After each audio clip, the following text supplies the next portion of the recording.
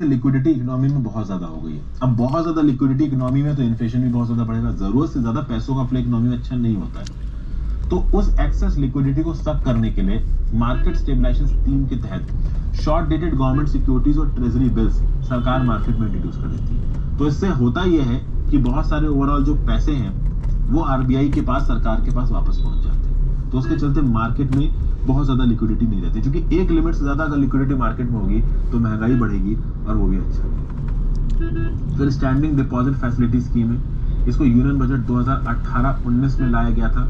ये जो डीमोनेटाइजेशन के बाद जो करेंसी का फ्लो एकदम से इकोनॉमी में आप कह लो कि कम हो गया था और बाद में बहुत सारे लोगों ने आके आरबीआई को पैसा दे दिया, फिर धीरे धीरे करके लोगों के पास पैसा आ रहा था। तो उस समय पे ओवरऑल जो लिक्विडिटी कंडीशंस थी उनको मैनेज करने के लिए स्टैंडिंग डिपॉजिट फैसिलिटी स्कीम लेके आई गई थी यूनियन बजट 2018-19 के थ्रू। हालांकि आरबीआई ने इसको एज अ टूल नवंबर 2015 में ही प्रपोज कर दिया गया था, बट इसको ऑफिशियली लॉन्च किया गया यूनियन बजट 2018-19 में। ये जो आपकी डिमोनेटाइजेशन हुआ था, उस डिमोनेटाइजेशन के बाद जो करेंसी फ्लक्चुएशंस हुए थे और लिक्विडिटी कम ज्यादा हुई थी मार्केट में, उसके मैनेजमेंट के लिए ये आपकी स्टैंडिंग डिपॉजिट फैसिलिटी स्कीम आई थी।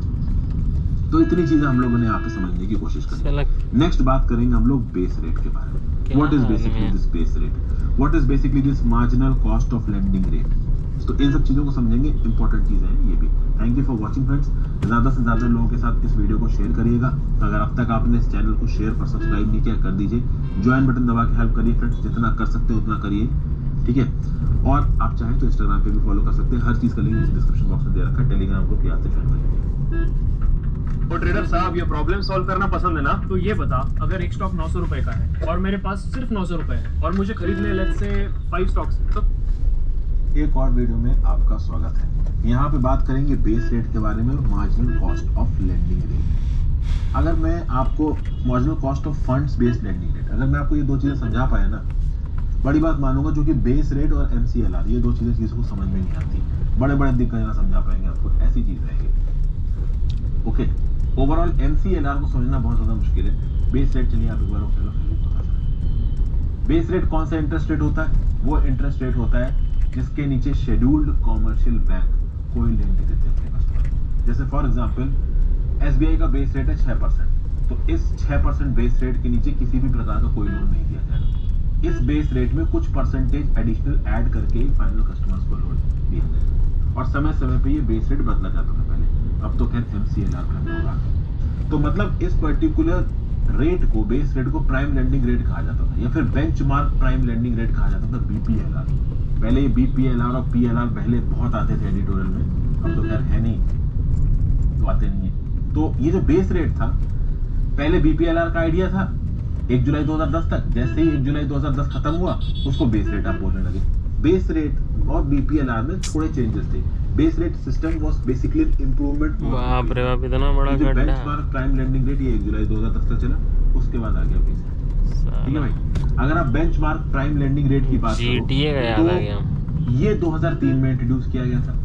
अब लेंडिंग रेट्स में ट्रांसपेरेंसी लाना, लेंडिंग रेट्स में ट्रांसपेरेंसी मतलब कौन से बेसिस पे ओवरऑल ये बैंक अपने इंटरेस्ट तय करती है। जैसे फॉर एग्जांपल आप एसबीआई या पीएनबी या फिर आईसीआईसीआई के पास जाओ, अब ये आपको बोल रहे हैं कि भाई हाउसिंग लोन का इतना प्रतिशत, व्हीकल लोन का इतना प्रतिशत, तो ये कौन से बेसिस पे बोल रही है? ये बेसिस तय करना बहुत ज्यादा जरूरी है। ये बेसिस ना ही आपका बीपीएलआर तय कर पाया, और ये बेसिस ना ही मुड़ जा भाई प्लीज, पेट्रोल और अभी भी पेट्रोल टंकी की तरफ मुड़ जा। पेट्रोल नहीं चाहिए इतना बड़ा गाड़ी। बताइए बेंचमार्क प्राइम लेंडिंग रेट में क्या था? तो बीपीएलआर में होता यह था कि भाई देखिए, बैंकों के ऊपर डिपेंड होता था कि भाई किसको कितना रेट पे इंटरेस्ट देना है। तो कोई बहुत बड़ा मान लो क्लाइंट है बैंक का, तो उसको बड़े सस्ते पे इंटरेस्ट रेट मिल जाते थे, और जो नए कहाँ से आ गया है जिंदगी में। आज भी अगर आप जाओगे किसी भी सरकारी बैंक में जाओ, तो वहां पे जो मैनेजर होता है ना, उस मैनेजर की अच्छी खासी पहचान होगी। तो आप देखोगे कि कोई ना कोई लोकल बिजनेसमैन की बैंक में जैसे अच्छी पहचान होगी, तो उस लोकल बिजनेसमैन का काम बैंकों में जल्दी हो जाया करता था। तो पहले क्या होता था, लाइजनिंग के लिए काम होता था। जो बड़े बड़े बिजनेसमैन होते थे, जिनके बैंक मैनेजर के साथ अच्छे लिंक्स होते थे, वो क्या करते थे कि बैंकों से सस्ते में लोन ले लिया करते थे। और जो नए एमएसएमईज होते थे, नए एंटरप्रेन्योर्स होते थे, नए लोग होते थे, उनको जल्दी लोन मिलता नहीं था, मिलता भी था तो हायर इंटरेस्ट रेट पे मिलता था। तो ट्रांसपेरेंसी नहीं थी, कौन से इंटरेस्ट रेट पे किसको लोन लेना ये नहीं तय हो पाता था। इसके चलते काफी प्रॉब्लम्स आती थी। तो बीपीएलआर के बदले बेस रेट लाया गया। तो बेस रेट में बोला गया कि भाई एक पर्टिकुलर रेट फिक्स किया जाएगा और उसके नीचे आप किसी को लोन दे ही नहीं सकते हो, तो तुम्हारा कितना बड़ा प्राइम कस्टमर हो कोई फर्क नहीं पड़ता, बेस रेट के नीचे उसको लोन नहीं करो, ठीक है। प्लस इसका एक और रीजन था, assess the transmission of policy rate. भाई सरकार रेपो रेट तय कर रही है, अब सरकार रेपो रेट क्यों तय कर रही है भाई, कोई रीजन है ना। अगर सरकार ने रेपो रेट 4% से घटा के 3% किया, सरकार चाहती कि आगे बैंक जिस परसेंट रेट पे पैसा घुमा रही थी, मतलब मान लो 6% पे घुमा रही थी, तो ये 6% कम होकर 5% हो, तो सरकार क्या करती है, अपना रेपो रेट 4 से 3% करती है और बैंक अपना जो लेंडिंग रेट है वो 6% से 5.8% या 5.9% कम करते हैं। तो अगर रेपो रेट कम हो रहा है तो लेंडिंग रेट भी कम होना चाहिए, वो नहीं होता था।